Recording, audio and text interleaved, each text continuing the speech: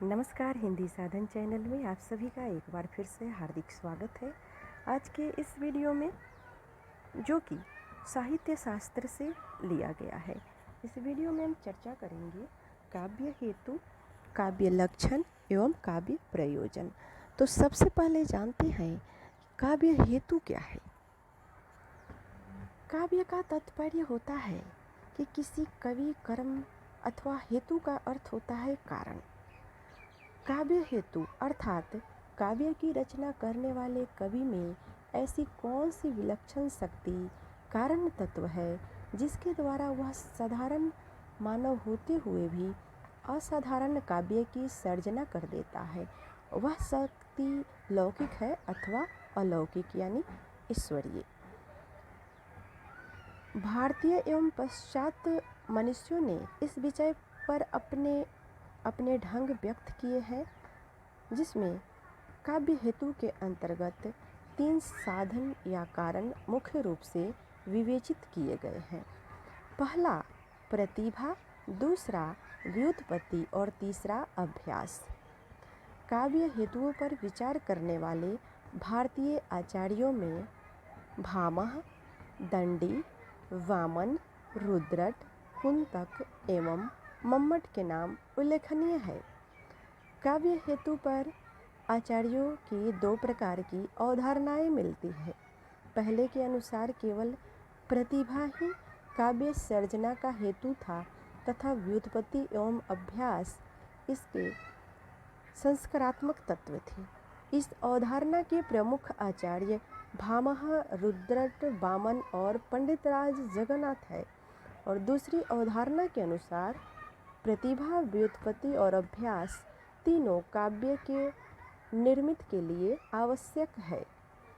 अब बात अगर काव्य लक्षण पे करते हैं तो काव्य की परिभाषा को काव्य लक्षण कहा जाता है। काव्य लक्षण इसमें कुछ विद्वानों की महत्वपूर्ण जो पंक्ति है उसको भी हम देखेंगे। शब्दार्थो सहितो काव्यम गदम पदम च तद्विधा, ये भामह का कथन है। शरीरम तावदिष्टार्थ व्यवच्छिन्ना पदावली, ये दांडी का कथन है। काव्य शब्दार्थो यम गुणलंकारो संस्कृत्यो शब्दार्थो वर्तते, यह वामन का कथन है। ननु शब्दार्थो काव्यम, यह कथन रुद्रट का है। शब्दार्थ शरीर तत्कारम्यम, ये आनंद वर्धन का है। शब्दार्थो सहितो वक्र कवि व्यापार शालिनी, यह कथन कुंतक का है। बंधे व्यवस्थिते काव्यम त्वदिदाहल कारणे, कुंतक का है। निर्दोष गुणवत्त काव्य मंगल करैलंकृतम, ये भोजराज का है। रसायनिमता कवि कुर्वन्य कृति प्रतीचि विन्दति, यह भोजराज का कथन है। तदस्य शब्दार्थो शगुन वन अलंकृत पुनः कवापि, ये मम्मट का है।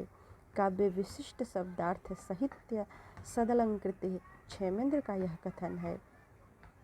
अदोषो शगुणो सालंकार च शब्दार्थ काव्यम, यह हेमचंद्र का कथन है। निर्दोषा लक्षणवंती शरीरी गुण भूषणा, यह जयदेव का कथन है। शालंकार रसानेन वृत्ति वाक्य काव्यम नाम वाकम, जयदेव का है। वाक्य रसात्मक काव्यम, यह विश्वनाथ का कथन है। शब्दार्थो बपुरस्य शब्दार्थ्य व पुस्तकाम काव्यम, यह विद्याधर का है। रमणीयार्थ प्रतिपादकः शब्द काव्यम, पंडितराज जगन्नाथ का यह कथन है। काव्य लक्षण के संदर्भ में हिंदी के विद्वानों की भी कुछ उक्तियां हैं, इसे भी हम इसमें देखेंगे। साहित्य जन समूह के हृदय का विकास है, यह बालकृष्ण भट्ट ने कहा है। ज्ञान राशि के संचित कोश का नाम साहित्य है, यह महावीर प्रसाद द्विवेदी जी ने कहा है। अंतःकरण की वृत्तियों के चित्त का नाम कविता है, यह भी महावीर प्रसाद द्विवेदी जी ने ही कहा है। कविता प्रभावशाली रचना है जो पाठक या श्रोता के मन पर आनंदमयी प्रभाव डालती है। यह महावीर प्रसाद द्विवेदी का कथन है। मनोभाव शब्दों का रूप धारण करते हैं, वही कविता है, चाहे वह पदात्मक हो या गद्यात्मक। ये महावीर प्रसाद द्विवेदी जी का कथन है। जिस प्रकार आत्मा की मुक्त अवस्था ज्ञान दशा कहलाती है, उसी प्रकार हृदय की मुक्त दशा रस दशा कहलाती है। हृदय की मुक्ति की साधना के लिए मनुष्य की वाणी जो शब्द विधान करती आई है, उसे कविता कहते हैं। इस साधना को हम भाव योग कहते हैं और कर्म योग ज्ञान योग के समक्ष मानते हैं। ये आचार्य रामचंद्र शुक्ल जी का कथन है। कविता ही मनुष्य के हृदय को स्वार्थ संबंधों के संकुचित मंडल से ऊपर उठाकर लोक सामान्य भाव भूमि पर ले जाती है, जहाँ जगत की नाना गतियों के मार्मिक स्वरूप का साक्षात्कार और शुद्ध अनुभूतियों का संचार होता है। यह आचार्य रामचंद्र शुक्ल जी ने कहा है। जिससे साहित्य में हमारी रुचि न जगे, आध्यात्मिक और मानसिक तृप्ति न मिले, उसमें गति और शांति पैदा न हो, हमारा सौंदर्य प्रेम जागृत न हो, न सच्ची दृढ़ता उत्पन्न करे, वह आज हमारे लिए बेकार है, वह साहित्य कहलाने का अधिकारी नहीं है। ये मुंशी प्रेमचंद्र जी ने कहा है। साहित्य जीवन की आलोचना है, प्रेमचंद्र जी ने कहा है। काव्य आत्मा की संकल्पनात्मक अनुभूति है, जिसका संबंध विश्लेषण या विज्ञान से नहीं है। ये जयशंकर प्रसाद ने कहा है। कविता हमारे परिपूर्ण क्षणों की वाणी है, यह सुमित्रानंदन पंत जी ने कहा है। कविता कवि विशेष की भावनाओं का चित्रण है और यह चित्रण इतना कठिन है कि इसके जैसे ही भावनाएं दूसरे के हृदय में आविर्भूत हो जाती है। महादेवी वर्मा जी ने यह कहा है। कांटा चुभाकर उसकी पीड़ा की अनुभूति कवि बिना कांटा चुभाए उसकी पीड़ा की संसार को अनुभूत करा देता है। यह महादेवी वर्मा जी का कथन है। काव्य तो प्रकृत मानव अनुभूतियों का नैसर्गिक कल्पना के सहारे ऐसा सौंदर्यमय चित्रण है जो मनुष्य मात्रों में स्वभावतः अपने अनुरूप भाव छास और सौंदर्य संवेदना उत्पन्न करता है और इसी सौंदर्य संवेदना को भारतीय परिभाषित शब्दावली में रस कहते हैं। ये नंद दुलारे वाजपेयी जी ने कहा है। काव्य संसार के प्रति कवि की भाव प्रधान हेतु व्यक्तिक संबंधों से मुक्त मानसिक प्रतिक्रिया कल्पना के ढांचे में ढली हुई श्रेय की प्रिय रूपा भावोत्पादक अभिव्यक्ति है। डॉक्टर गुलाब राय का ऐसा कथन है। रसात्मक शब्दार्थों काव्य और उनकी छंदोमय विशिष्ट विधा आधुनिक अर्थ में कविता है, डॉक्टर नगेंद्र ने कहा है। काव्य आत्माभिव्यक्ति है, डॉक्टर नगेंद्र ने कहा है। कविता सबसे पहले और अंत में शब्द है, ये अज्ञेय ने कहा है। कविता भाषा में अकादमी होने की तमीज है, यह धूमिल ने कहा है।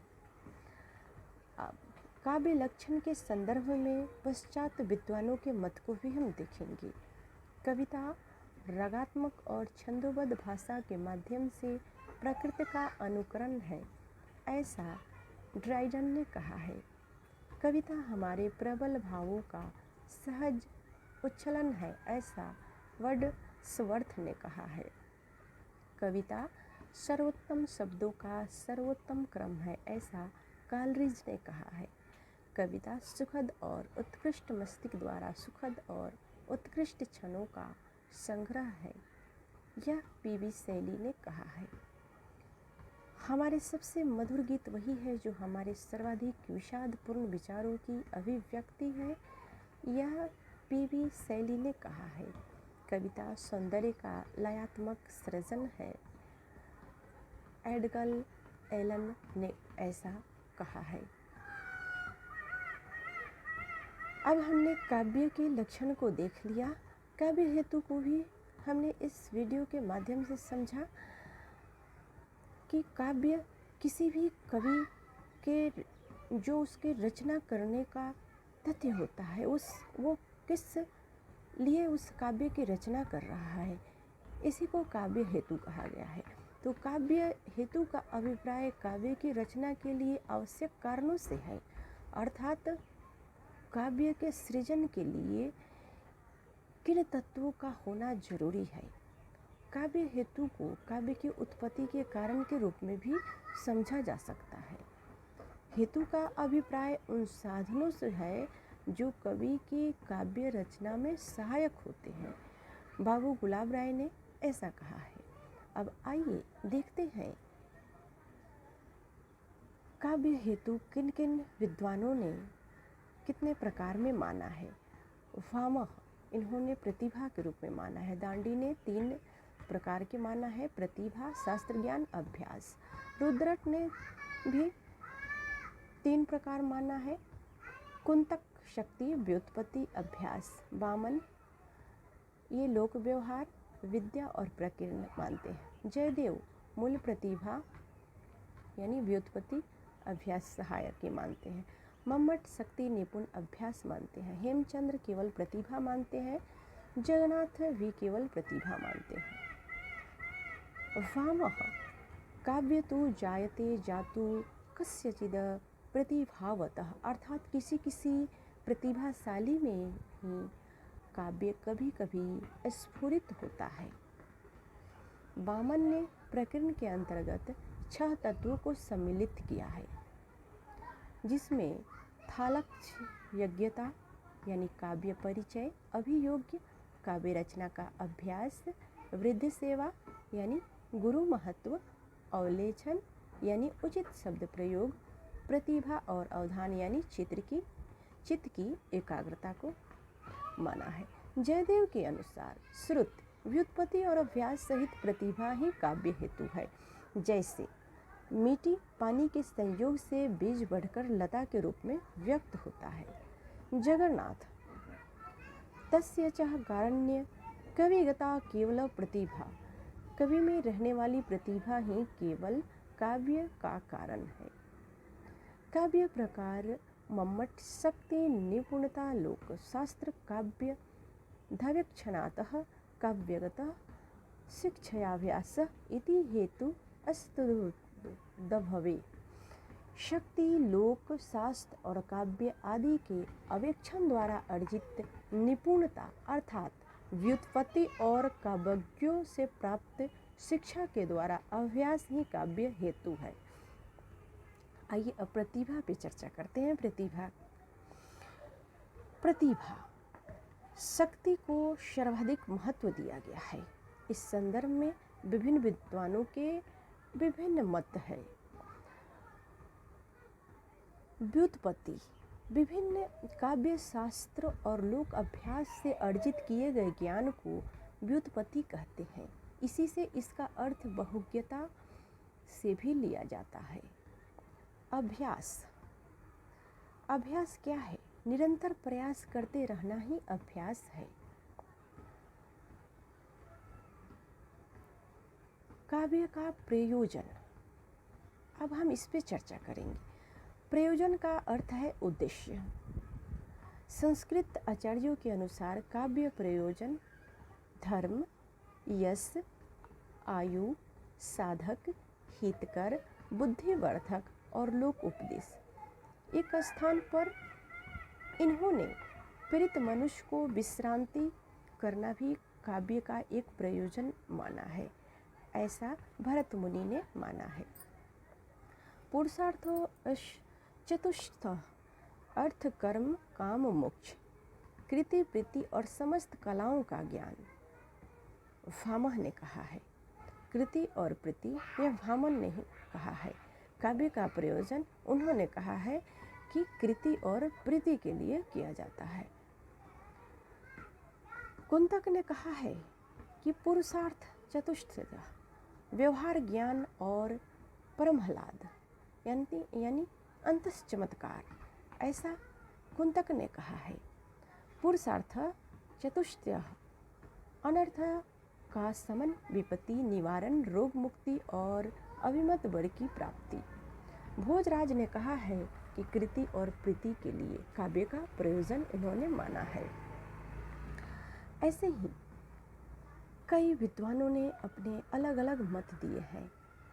अब ये तो हमने साहित्य शास्त्र के विद्वानों के मत को देखा। अब हम हिंदी के विद्वानों के अनुसार काव्य के प्रयोजन को देखेंगे, जिसमें सबसे पहला नाम आता है कबीरदास का। कबीरदास ने कहा है काव्य का प्रयोजन के बारे में कि तुम जिन जानो गीत है यह निज ब्रह्म विचार। ऐसा कबीरदास का कथन है। जायसी ओमन जानी कवित अस किन्हा, मकुयह रहे जगत मह चिन्हा। धनिसोई जस कीर्ति जासु, फूल मरे पे मरे नवासु। ऐसा कथन जायसी का है। तुलसीदास जी काव्य के प्रयोजन के बारे में क्या कहते हैं कि कीरति वनिति भूति भली सोई, सुरसरी सम सब कर हित होई। उन्होंने इसे संवाद सुखाए भी माना था, किंतु सबका हित करने वाला।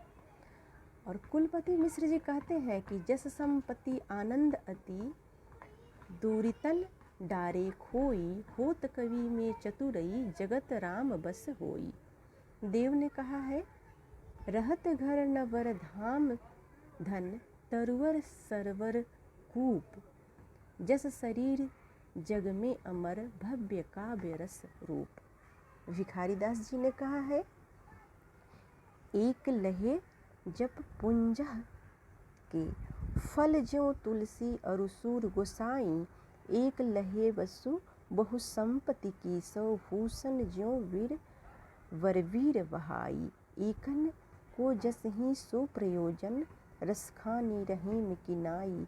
दास कवितन की चर्चा, बुद्धि वतन को सुख दे सब ठाई। ऐसा भिखारीदास जी ने कहा है। ज्ञान का विस्तार और आनंद की अनुभूति, यह महावीर प्रसाद द्विवेदी ने कहा है। आनंद अनुभूति हरिऔध ने कहा है।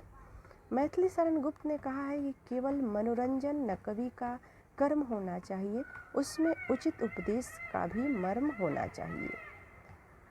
अब आचार्य रामचंद्र शुक्ल ने काव्य के प्रयोजन में क्या कहा है। काव्य का अंतिम लक्ष्य जगत के मार्मिक पक्षों का प्रत्यक्षीकरण करके उनके साथ मनुष्य हृदय का सामंजस्य प्रतिस्थापन है। तो आज के वीडियो में हमने देखा है कि काव्य लक्षण, काव्य हेतु एवं काव्य प्रयोजन। मुझे उम्मीद है कि यह वीडियो आप सभी को पसंद आएगी। अगर आप सभी का कोई इसमें डाउट हो तो अवश्य ही हमें कमेंट के माध्यम से बताएं। तब तक आप सभी को वीडियो देखने के लिए बहुत बहुत धन्यवाद।